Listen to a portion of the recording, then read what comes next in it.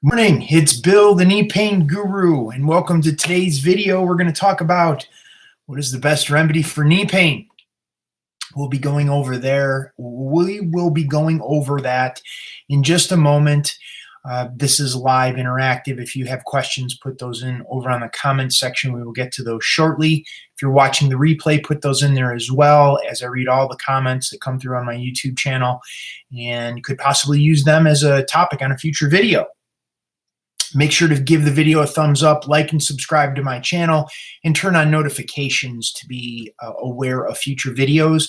I do these twice per week on specific topics around knee pain, doctors, physical therapists, all of that around the topic and subjects of knee pain.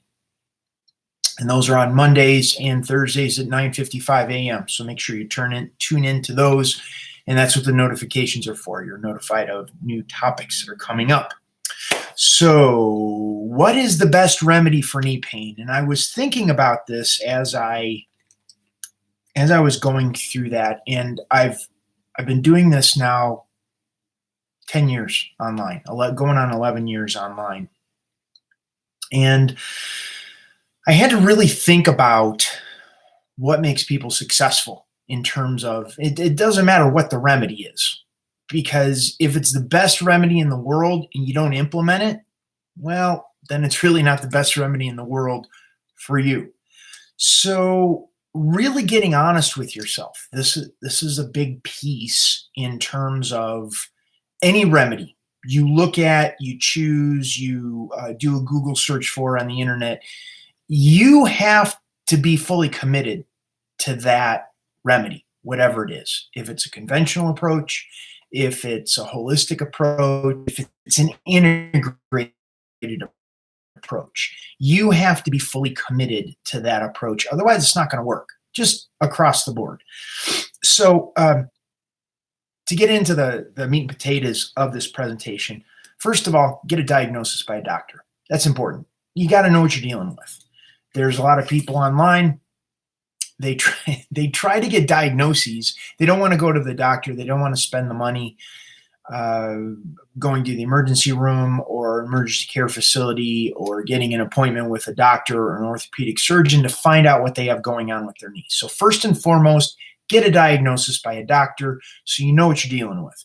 Because a strategy for just pain, your knee is normal, is very different than a strategy if something is torn, or you have a mechanical dysfunction, torn in the knee, torn meniscus, torn cartilage, torn tendon or ligament, broken bone, a fractured bone in your knee. So it's important to know what you're dealing with. The diagnosis is going to help with that, so you know what your strategy would be.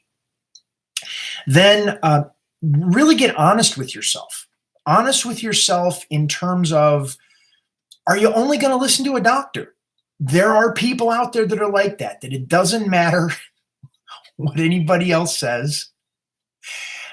You're only going to listen to a doctor or a physical therapist, somebody with letters after their name that are professionals that will give you advice specifically for what's going on. If that's the case, then probably stay off the internet. Just go and see your doctor, go and see your physical therapist. That's going to be your best strategy. You're going to find a remedy that's going to work for you in that box, in that context.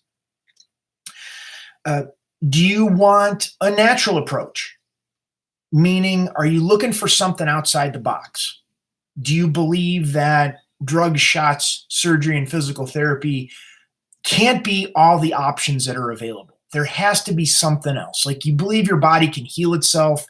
You believe that there's another option or solution out there. You just haven't discovered it yet. Then be honest with yourself in that respect in searching for the best remedy for your knees, and realize it's not going to look like what a doctor or physical therapist is going to suggest to you. You have to be honest with yourself. This is an important step in discovering the best remedy for what's going on with your knees. So if you're looking for an approach that's outside of the conventional medical approach, it's not going to look the same. it's going to be different. There's going to be a different perspective, and it's important for you to realize that it's going to be different and be open to that. So you have your conventional approach. If you're only going to listen to doctors, you got your holistic approach. It's going to look outside the box. Understand it's going to be outside the box, so it's not going to look like this over here. And then you may want an integrated approach. And this is what happens a lot of times when people have something broken or torn in their knee and it needs to be fixed. Meaning the conventional medical model, the doctors, if something is broken or torn, they're the very best in terms of getting that fixed. Repairing a ligament that's torn, repairing a tendon that's torn, trimming up a meniscus or sewing a meniscus so the knee is able to heal. If you have a tibial plateau fracture, you fractured bones in your leg and they need to put it back together with pins or screws or things like that, then get that done. And then you can have an integrated approach of looking at diet and nutrition and water and supplementation and breathing and stretching and mobility and other things that are outside of the box to create an integrated approach for you. It's important. You need to understand these things. So when you're clear that you either want to go a strict medical route, you want to go outside the box route, you want an integrated approach, then make sure you get all the options on the table in front of you. Like, do all the research you can without judgment, just being open to hearing what whoever you're looking at has to say. If it's a conventional medical approach, then get possibly a second and third opinion on what's going on with your knee. If you're looking at an alternative, a natural approach, then you're going to want to look at multiple options out there on the internet, what people have to say. Make sure you make a list of all of these, including the pros and the cons. A lot of times, if you're finding people that are on the internet, myself included, there's the con of you're not going to be working with them in person. It's remote, so it's going to be very different than a conventional approach. Make sure you list all of these pros and cons for the different options. Make sure you pay attention. This is really key, really key. Pay attention to how you feel when you're interacting with this person. Be it a doctor, be it a physical therapist, be a massage therapist, a trainer, anybody you would interact with on the internet.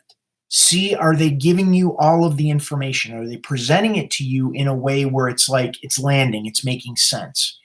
And then if you do ask questions, you get clarity. Ask questions coming from a place where you're getting the answers that you need, not that you kind of have like this mistrust of them. You're in information gathering mode, and just pay attention to how you feel when you're getting that information.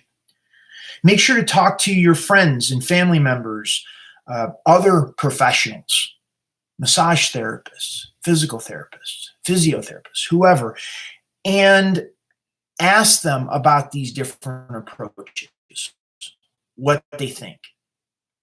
This is all information gathering. You're not judging it either way. You're just hearing what people have to say.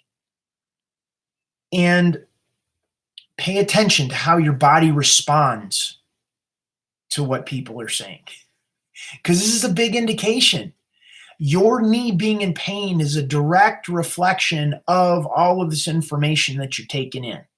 Stress and tension, the emotions that are going on in your body, your ability to stand or walk or be able to freely move is a direct reflection of all of this information that you're taking in. So you want to take it in from a clean and clear place where it's not adding stress and tension to your body.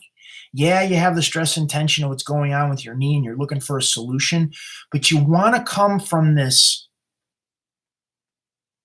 making a choice with a level playing field.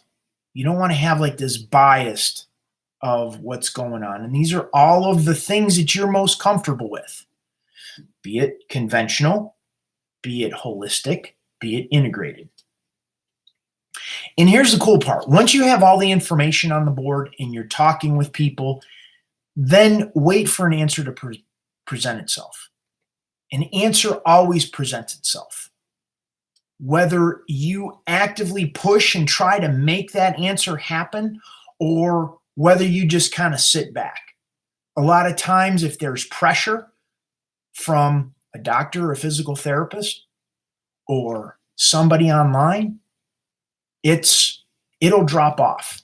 If there is a time constraint or some sort of, I'd call it almost like a manipulation, and it takes place both online and offline, in person with the medical profession as well as anywhere else. And an answer will present itself. If it's true, if it's going to work for you, it's always going to be there. It's the option to jump on board at any point in time, like an escalator. Anytime you want to step on that escalator is going to take you up. And then once that answer presents itself, once it's like, of course, that's the thing I need to do, then trust yourself and go for it. Do not second guess yourself. This is really important because there is a part of you that knows what is the best thing for you, for your knees. What is the best remedy for your knee pain? So, okay, if you have questions, please enter those in those comments section over on the right, and we will get to those. Okay, let's see. It says, Blitz and Glitz. Hi, my knee pain makes a popping noise, and I was told it may be degeneration. What can I do to reverse the possible degeneration? Okay, joints generally pop, at least in my experience, when joints get dehydrated. Pop and grind, they make noises, is because they don't have the lubrication in the joint because the body gets dehydrated. It's kind of across the board. A real simple thing to try, increase your water intake. See what that does. If you increase your water intake, and what I'm not talking about, water is different than coffee, soda, pop, Pepsi, Coke, a Red Bull. That doesn't count. What we're talking about is water. Just try it for a day or so. Just drink water across the board. See what happens. It can't hurt. Your body is made up of 80% water, and a lot of times when we get dehydrated, that level drops. When we don't drink enough water, we drink those other things that actually dehydrate the body. And what ends up happening is it makes the joints dry and brittle. As a matter of fact, all diagnosis of arthritis across the board is dehydrated joint. So when a joint gets dehydrated, then it's going to wear, it's going to be painful, it's going to get stiff, and then it makes it more difficult to move, popping, all that kind of stuff. And to your questions in the comments section, remember to give the video a thumbs up, like and subscribe to my channel, as well as turn on notifications of future videos. Let's see. CJ Jr. Do you think halogen injections in the knee are effective? I'm bone on bone in my right knee. CJ, it's important to understand what's going on in the knee and why it's doing what it's doing. And this actually builds on what I was just talking about regarding arthritis. All diagnosis of arthritis is dehydrated joint. When you're bone on bone, that just means the arthritis has been going on for an extended period of time, and it's worn away a significant amount of meniscus and cartilage in the knee joint. When you have a condition like that in the knee, It's systemic, meaning it's been going on for a while, and sticking a needle in the knee to try to rehydrate the knee is at best, at very best, a short-term strategy. It's not a long-term strategy because this is a system this is systemic. It's been going on in your body for a while. So you can think of it, if we take this analogy to a car, it's like the seal on the bearings in your car broke and all the grease came out of it. So now the ball bearings are wearing and rubbing. And the hyaluronic acid injection is like, well, if we put a little bit of grease in there, somehow it's going to reestablish the seal and it'll make the ball bearings from wearing. Not really. We have to take the whole cylinder out. We need to rebuild the seal. We need to put new ball bearings in there and things like that. Now that's a car. Your body is a little bit different. I believe your body has the infinite capacity to heal itself. So increasing water intake is the first step. The second step is getting your knee more comfortable. Understanding why you're even asking the question about hyalogen injections in the knee to begin with, we got to go back to, do you have pain in the knee? Is it stiffness? Is it achiness? You have weakness in the legs. And if we address that and not be so attached to the injection itself, then why don't we address what's going on? Because otherwise, if you're just injecting the hyalogen in the knee and you already have this tension pattern that's going on in the knee, it may work for a short period of time. However, the body's going to squeeze out that fluid and you're going to be right back to where you were before. So if you're just looking at it as a patch for a short term, yeah, it probably would work. But in terms of long-term strategy, I don't think it's going to change what's going on systemically in the body. That's where a more holistic or comprehensive approach would be what you would want to look at.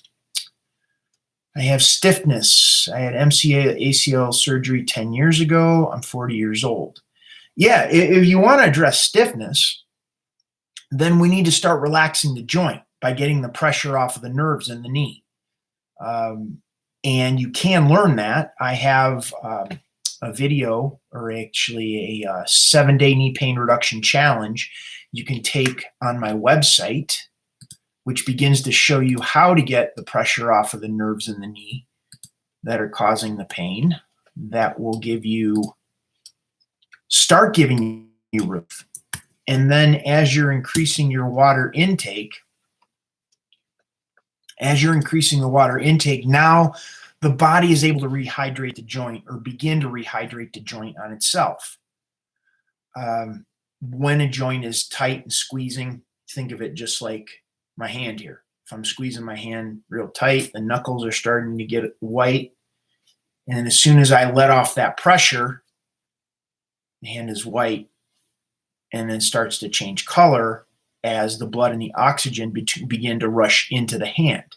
It's the same thing with a knee. If we're walking around with a tight joint like this all the time when it's in pain, and the body will do that on its own, the knee will do that on its own, then anytime you move, it's going to be stiff. It's going to be painful.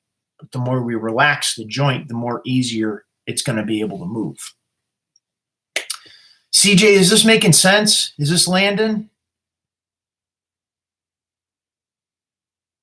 Yeah, the big thing, and that's what, there's so much misinformation out there regarding knee pain because there isn't a deep enough understanding as to what's going on. Pain is caused by nerve irritation. Bottom line, end of story. Knee pain, hip pain, back pain, neck pain, it's all caused by nerve irritation. And when we understand how to create comfort in and around what's going on with the pain, then it sets up the conditions so the body's going to be able to heal itself. Now, this isn't the be-all, end-all. This is just the beginning of the journey to understand what's going on in your body. And creating comfort is the first step in that process. Okay, Larry says, how about genicular artery embolization through the veins? Doctor places 100 micropellets to stop blood flow at the arthritis.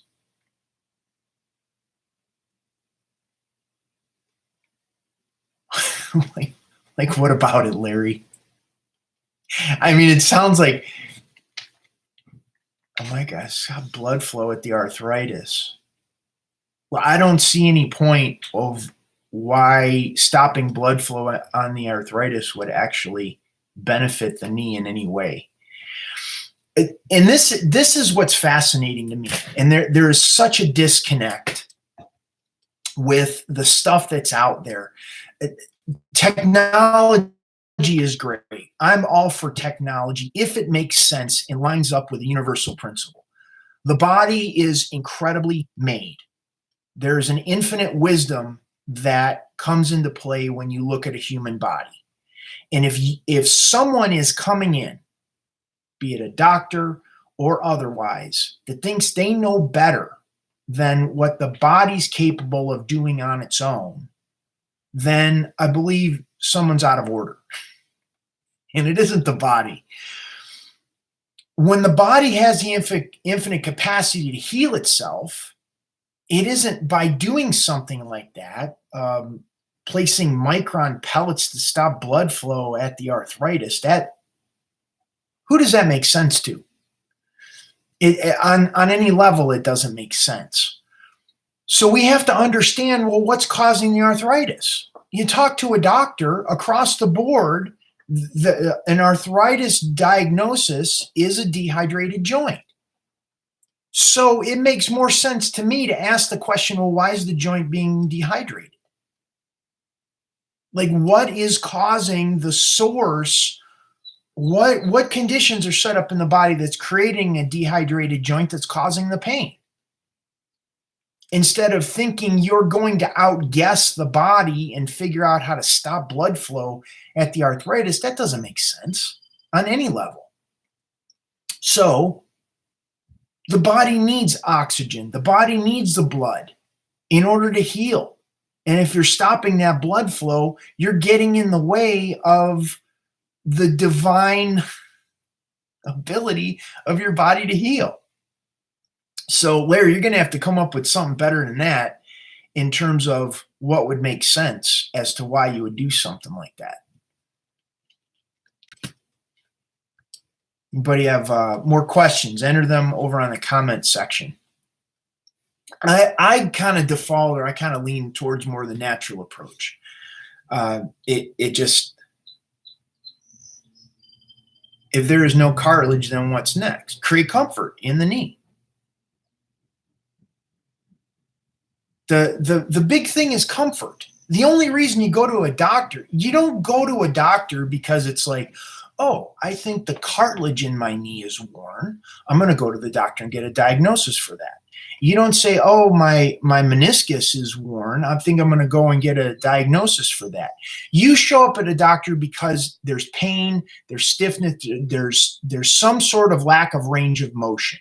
So you go there to address that. You don't go there to get a diagnosis for the sake of a diagnosis. You want to understand what's going on, but you disconnect from that and address the actual issue that you're running into. Address that issue. If you begin creating comfort in your knee and your knee starts feeling better, do you want to go to the doctor? If there's no mechanical dysfunction in the knee, most people would say no. If you're one of those people that just want to go to the doctor for the sake of going to the doctor, well, then you're probably not going to have a whole lot of value out of this video. Do you think the cupping or acupuncture can help some along with your exercises? Sharon, possibly. The cupping, acupuncture, you're looking at bringing, with either of those, with cupping or acupuncture, you're looking to bring the body back into balance. When in the case like Larry, bone on bone, or CJ, he had the MCL, ACL surgery, what happens is there's a tension pattern that brings the body out of alignment, and it causes the body to wear a certain way. In most people with knee pain, the tension pattern has fallen into the knees because the hips and the lower back are either too tight or they're not pulling the way they're supposed to take the tension out of the knees. So what ends up happening is instead of the shock absorption taking place in the hips and lower back, we get the jarring of what's going on in the knees. The cool part of the body, it's known as a tensegrity structure. The tensegrity structure is just a series of pulleys and levers that when you tighten something up over here, it affects the rest of the structure. Or you loosen up something over here, it affects the rest of the structure. Think of a bicycle wheel, same kind of concept. The strength of the bicycle wheel happens as a result of the tension between the rim and the hub. And by affecting the tension in the spokes, you affect how straight the bicycle wheel is or how strong the wheel is. This is a long about way of explaining when you do acupuncture or cupping, you're bringing the body back into balance that way. When I was talking about pros and cons at the beginning of this presentation, the pro for cupping or acupuncture is that it can help bring the body back into balance. The con is what happens when your body goes back out of balance. If you're happy going back to the acupuncturist or the cupping person to do that for you, that's great. My approach, my thinking is I want to be able to do it myself. If my knee hurts, I want to be able to sit down and get my knee out of pain right there, right then, instead of making an appointment and hoping that the person's going to have an available schedule. And when I get there, all of that. Or with a doctor in scheduling an appointment with a doctor or a physical therapist that they're going to have the answer or solution for me. I want to have the knowledge and understanding myself, so if something is bothering my knee, I know whether I need the help of an acupuncturist or a massage therapist or a physical therapist or whoever that may be. I could then choose and take their information to put into the mix. That's my strategy. That's my approach. Yeah, Larry, I've had hundreds of people with bone on bone that they aren't concerned about bone on bone if their knees aren't in pain. I've had clients that have worked with my approach for years and still, what supplement do you prefer? That's a vague question. The better questions you ask, the better answers you get. Supplements are going to depend on what the goal is of the supplement, what you have going on. And it's one of those things that I'm not going to throw out a supplement unless we're plugging it into a bigger strategy. It's too vague, and it sounds like you need to do more research and gather more information, like I spoke about at the beginning of this presentation, in order to plug it into a better strategy of what you have. You have this genicular artery embolization thing on the table, these micro pellets. If that's the approach that you're looking at or that you're committed to, well, then no supplement in the world is really going to make a difference in terms of what you have going on. You have to look at more information, what approach you're truly committed to, whether it be Western medicine, whether it be a natural approach, whether it be integrated. More questions? If you have more questions, please enter those in the comments section. Over on the right, I do these videos twice per week on Mondays and Thursdays at 9:55 a.m. Eastern time.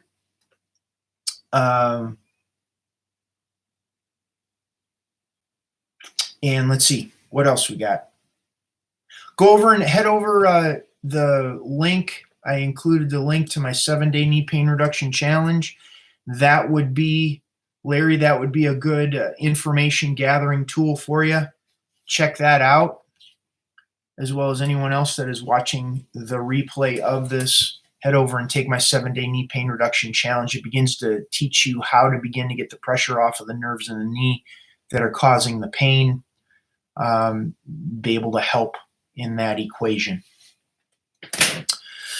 Okay, make sure to give the video a thumbs up, like and subscribe to my channel, and turn on the notifications for future videos. Okay, we've been on here about a half hour. I want to thank everybody for showing up on the call, for the questions that were asked. Getting out of knee pain is a journey, not a destination. It's definitely, there's work that needs to be done. If you think you're going to get out of it easy, I hate to be the one to break it to you, it doesn't work that way. It does take work, and that's how I got to be doing what I'm doing, is because I was disillusioned, thinking that it was the surgery was going to fix what was going on with my knee. And here I am 21 years later, and I'm still learning. So thank you everyone for being here. This is Bill Paravano, the knee pain guru, wishing you a wonderful day, and I will see you on the next video.